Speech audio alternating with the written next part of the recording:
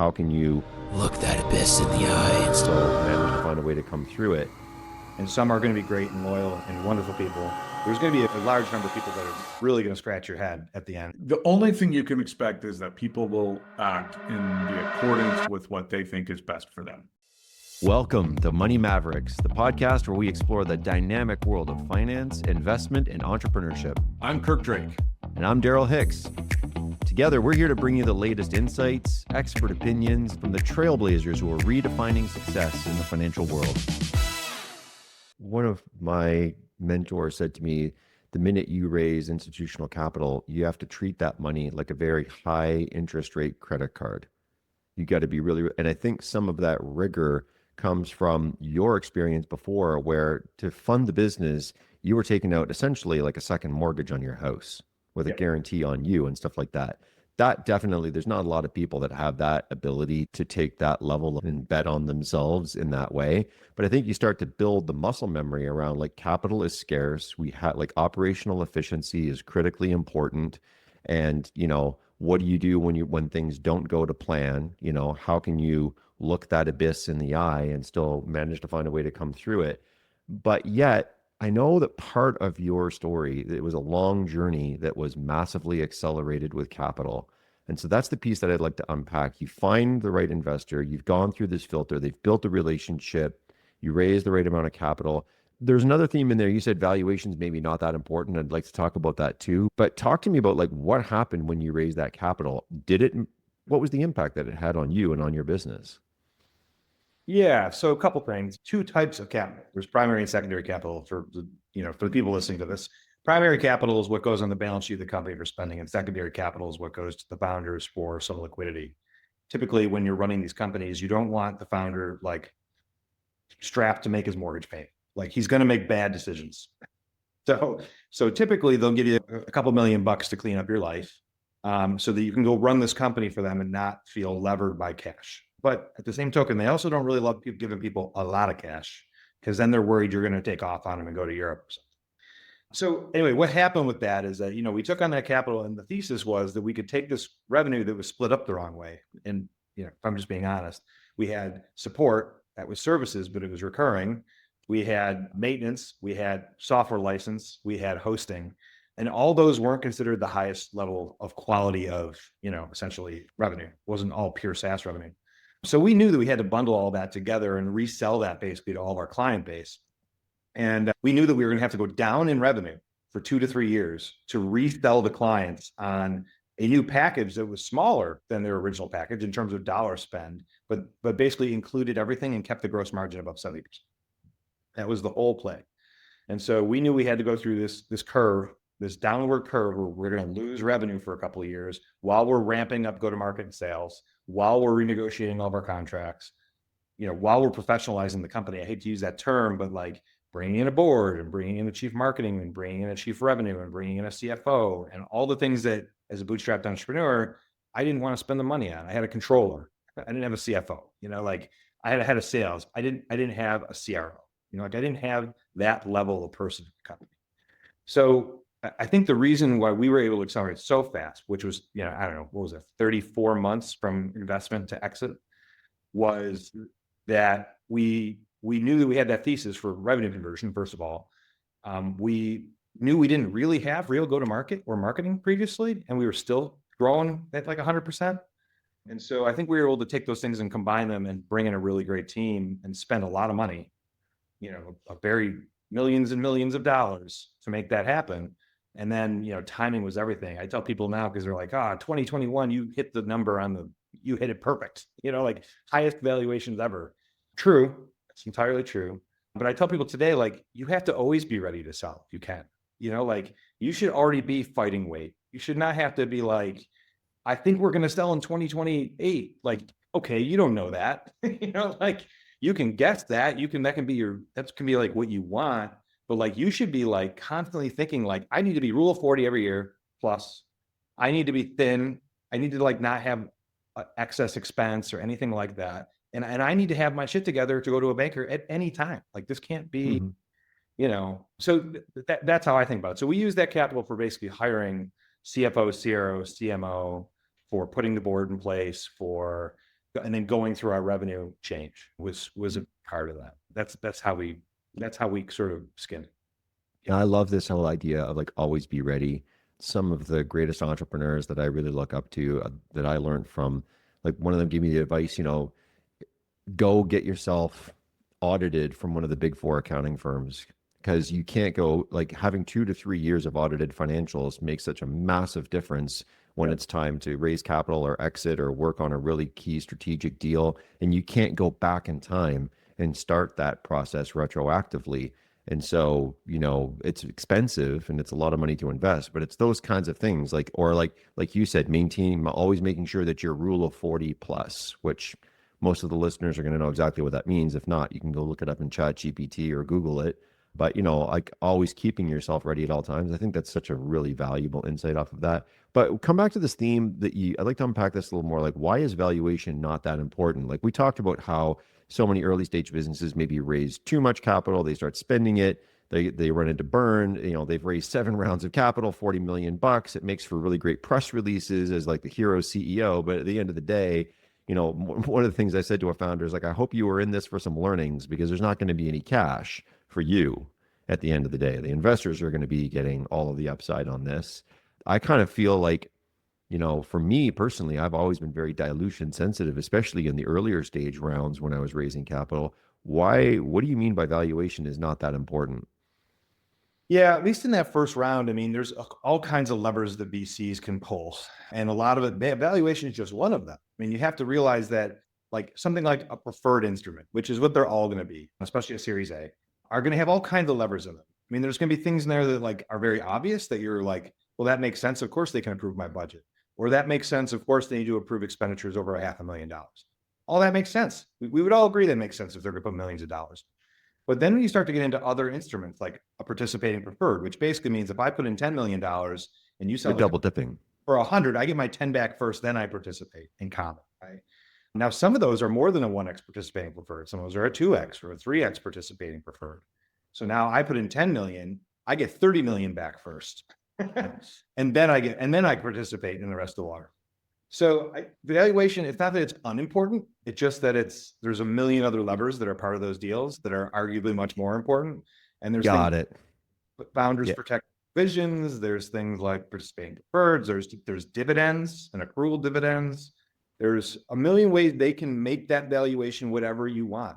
They could, instead of a $50 million valuation, they can give you a $100 million valuation. You're going to have a 2x participating preferred with an 8% dividend with with all kinds of other controls and things in place. And like, that's going to make your life really hard. And every round you raise after that, the expectation most likely will be similar terms. You set up that first round, like getting like a clean deal, maybe not the highest dollar amount, is probably arguably more important. I 100% agree with the sentiment. And that makes total sense now, what you're saying. Valuation is important in context. Yes. Right. So do you want the big splashy number that you can throw out in a press release?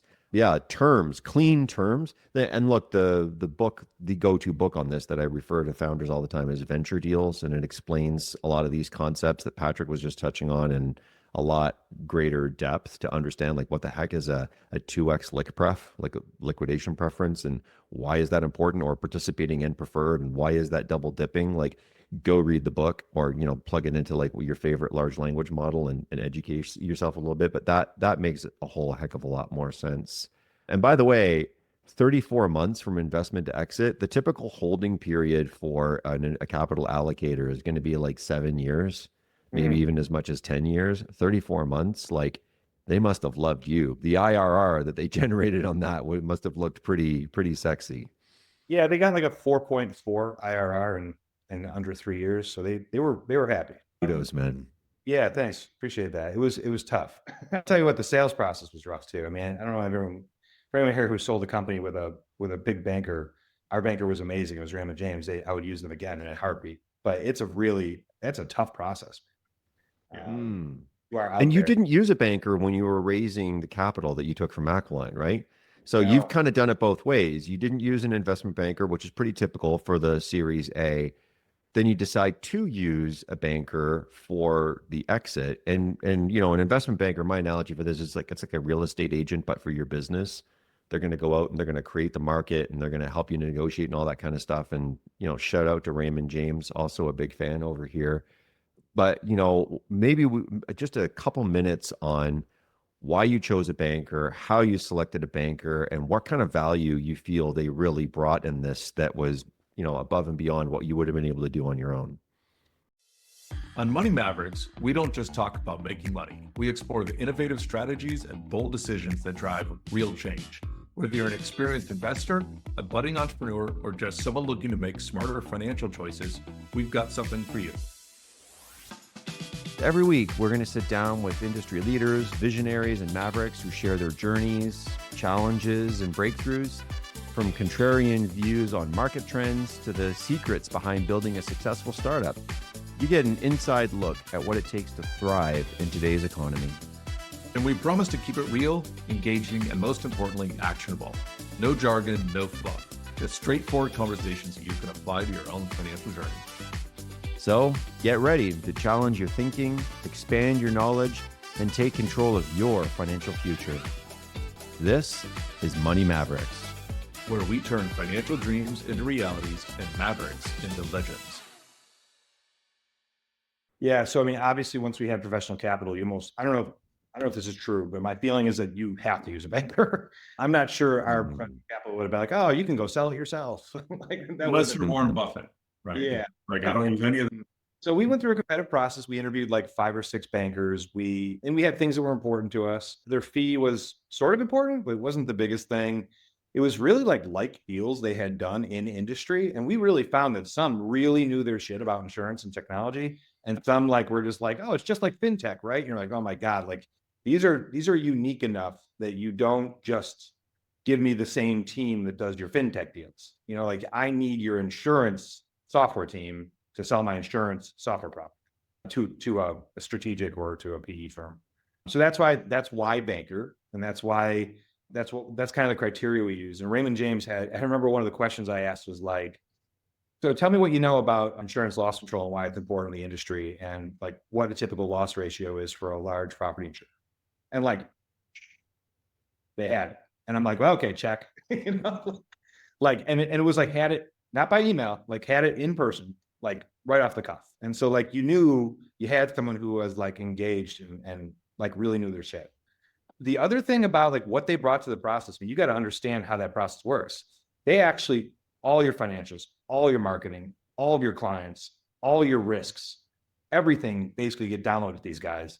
And then they create this amazing SIM package where like confidential investment memorandum or whatever, that basically, you know, they send out to all these key buyers. And I think what people need to realize about a banker, when you're starting to talk about 9-figure deals versus 8-figure deals, because that's kind of the difference, right? When you're talking like a 9-figure deal and you're talking to a banker, anyone who they put that deal in front of knows you're going to expensive. They know that it's going to be a competitive process and you're going to have multiple bidders and they're going to take maybe multiple bidders to the end and they're going to ask for best and finals and everything like that. And I think, if I'm being honest, I think they might have gotten us like a couple of extra turns of revenue. Like they were, Wow. I mean, they were so good at prepping you for every call. Here's the people who's going to be on the call. Here's their roles. Here's the questions they're going to ask you. Here's what we know about them.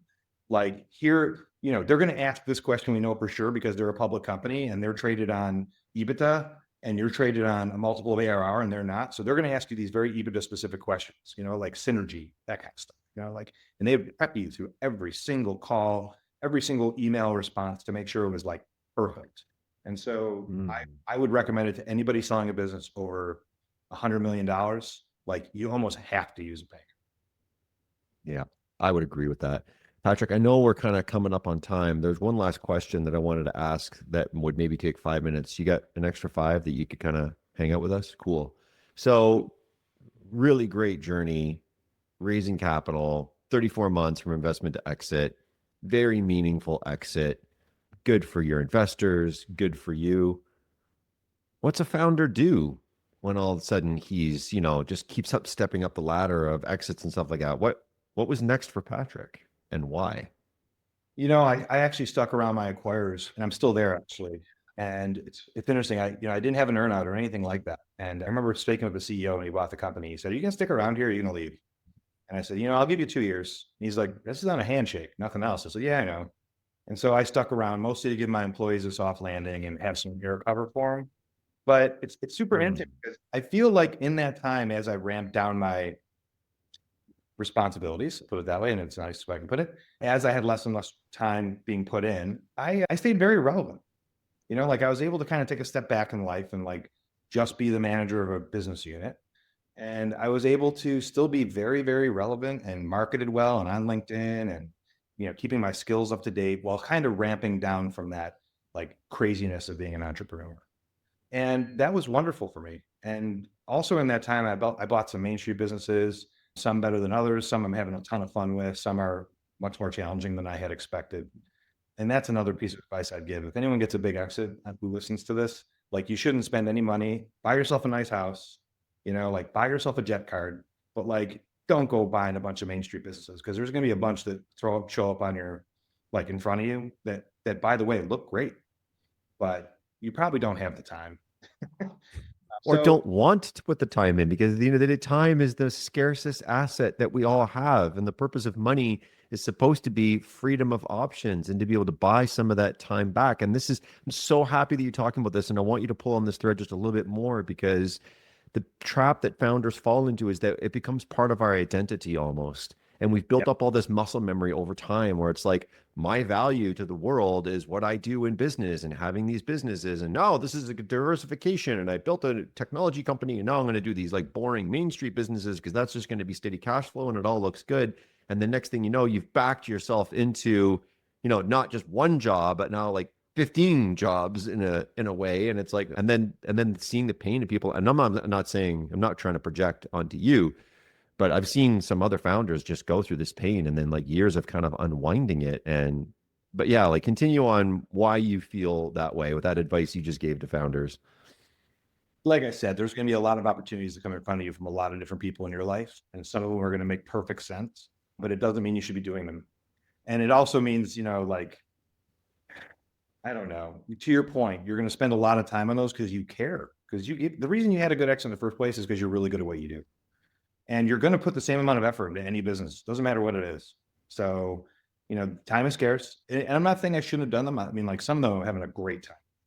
Other ones, I'm just like, oh, I don't even want to look at this today. So, and to your point, it's going to take a long time to unwind anything that sucks. So long story short, though, it's great to build a company and it's great to eventually sell it. That's kind of the dream. People should just get over it. Like that's what happens. People need to sell the things they built someday. And you go from being the most important person to being nobody really quick. The moment you sell, you're not important to your employees anymore. I mean, that's just the truth. And you have to get over that. Oh boy. Yeah. I think we might have to have Patrick back on for a future episode to unpack some of that other stuff. What do you think, Kirk? I totally agree. I mean, I think that's definitely a sense of loss that people go through and the illusion of importance in the first place, right? It's certainly when I went from CTO to CEO, realizing the things people told me shifted very quickly, let alone, and then that reversing of that. Because I remember Noga, that like the day I resigned, like crickets. Like I heard nothing from that crew. Now, a couple of years later, I get calls and people reach out and, but in the moment, like I was dead to them instantaneously, right? We paid out tons of bonuses as part of the deal, like way more than anyone I've ever heard of. Like we really tried to take care of people. And a lot of people are still great with me. Like, and a lot of them stayed at the company that acquired. Some decided to, even though they told me they'd stick around for a year on a handshake, they decided to be gone in 60 days. I was like, I can't believe I bonused you that amount of money and then shook your hand and you did this. And so, the loyalty is only so deep. And you have to realize that as much as you might care about them, and some are going to be great and loyal and wonderful people, there's going to be a large number of people that are really going to scratch your head at the end and be like, holy crap, that guy worked for me for 12 years and shook my hand and said he was going to stay for a year and then left after 30 days. And your belief that you can figure out which ones are which, not true at all. With people you think are, like. So happy you said that, Kirk, because that was going to kind of be my question. Like, do you think, Patrick, there's any way to know in advance who's going to behave which way? Like looking back on this in retrospect, did you see any kind of like early warnings or indicators that you think could have maybe helped you to know better who was going to behave that way once they had a significant amount of cash put in their pocket? No. That's heartbreaking to me and very problematic. I think at the end of the day, at least the way I've reconciled this in my own head is the only thing you can expect is that people will act in the accordance with what they think is best for them.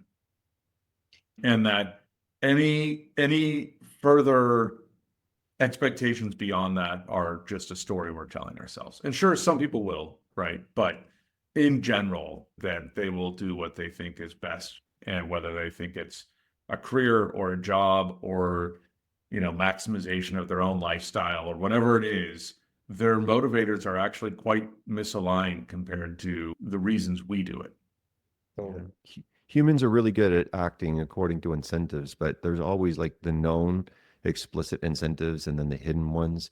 One last anecdote I can share on this and why it's important. I won't name names, but a dear friend of mine who's a founder of a massive, household name fintech raised, $1 billion on a very high valuation, and a significant component of that was secondary. And some of the people that had been with him since the beginning, who were extremely important to the business, he put, $5 million in this guy's jeans, $7 million in this guy's jeans. And one of the guys who had been working with him for a long time, he put $130 million in that guy's jeans.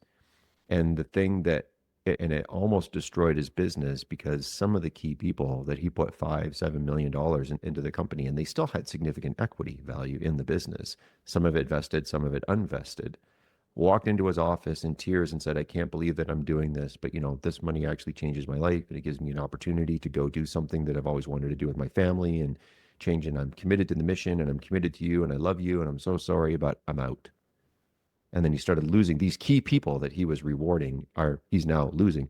The guy who put $130 million in his pocket, though, was not one of them.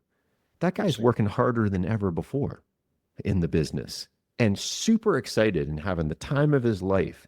And I'm like, and I asked my buddy, like, were there early warnings? Were there indicators? And it's been really, really hard to unpack. And he'd like to think that maybe there's some things that he could have detected, but a lot of people, they give the same answer as you, Pat, and it kind of freaks me out. I think that's a real part of this where, there are those of us that are entrepreneurs because we love the chase, we love the building, we love the building something great. And then there's people who are there for the payout. And then there's people who are there because it's a job. And there's people who are there because their wife got sick and they needed a parking, ground for some period of time, or they need the healthcare. And I think the reality is, I think all three of us would keep doing what we were doing, even if we had the exit tomorrow. It doesn't change my morning routine. It doesn't change what I'm focused on or what I'm doing. Sure, 100% might change. Like the people I'm working with might change. But at the end of the day, I'm in this because this is what I love to do. I love reading business books. I love talking and building a community. Like it has nothing to do with, what I'm getting paid in that equation. And the hardest part for that is, I recently had someone who's like, hey, you really needed to work on this project because it's going to be good for your career. And I thought about it a bunch and came back and said, look, I'll be honest, I'm not really worried about my career. I function like an owner. And the owner isn't worried about what my career is going to be. I'm worried about how to maximize value to shareholders, how to build a great community, how to have loyalty, like how to build a great culture. Sure, it happens to be part of my career, but it's a different mindset of how you think about the problem and what your motivations are. And I think just when you exit or you're building a company, it's so difficult to figure out what page people actually are on, right? Yeah. This has been amazing. Thank you so much, Patrick. I know we went a little over time, but really grateful for your contribution on this, buddy. Yeah, awesome. Yeah, super good. All right, man. Thanks for everything. We'll talk to you soon. Cheers. Yeah, bye. Thanks for tuning into this episode of Money Mavericks. We hope you found it insightful and inspiring. Don't forget to subscribe, like, and leave a review on your favorite podcast platform. And be sure to share this episode with someone who needs to hear it. Stay connected with us on social media and visit our website for exclusive resources, episode transcripts, and more. Until next time, keep pushing the boundaries, making smart moves, and turning your financial dreams into realities. You've been listening to Money Mavericks, where Mavericks become legends.